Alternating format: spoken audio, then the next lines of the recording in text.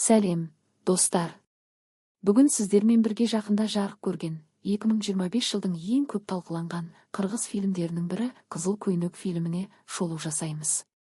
Бұл тек кино емес, бұл адам жүрегін қозғалтатын оқиға, тағдырлар тоғысқан драма. Басты кейіпкер қарапайым ауылдан шыққан жігіт. Ол өмірде көп қиындық көрген, алайда арманы мен сезімі үшін күресуден бас тартпаған адам. Бір күні ол кездейсоқ жолыққан қызға ғашық болып қалады. Бірақ бұл махаббат оңай болмайды. Қызыл көйнек киген сол бейтаныс қыз оның өмірін түбегейлі өзгертеді.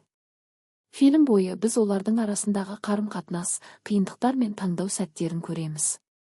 Кейіпкерлердің шешімдері, тіпті қателіктері шынайы өмірмен үндесіп жатыр. Қызыл көйнек махаббат, сатқындық, үміт пен күдік арасындағы шиеленісті шебер жеткізетін драма.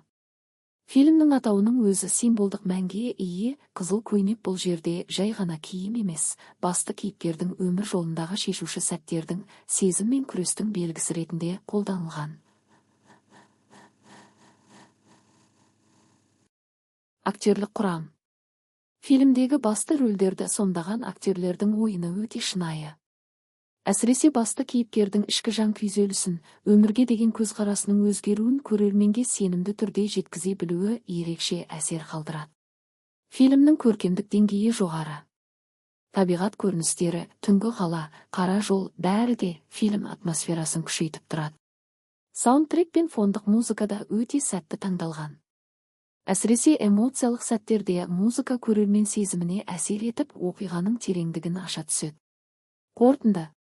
Қызыл көйнек тек драма емес, ол өмірлік сабақ, сезімге толы саяхат. Бұл фильм сізді терең ойға батырып, өз өміріңізге басқа қырынан қарауға итермелейді. Егер сіз жан дүниені қозғайтын, шынайы оқиғаларға толы фильмдерді ұнатсаңыз, бұл фильм сіз үшін. Видео ұнаса, лайк басып пікір қалдыруды ұмытпаңыз. Арнаға жазылып, осындай қызықты шолуларды бірге тамашалайық. Алда бұдан да қызықты кинолар бар, бірге шолу жасаймыз.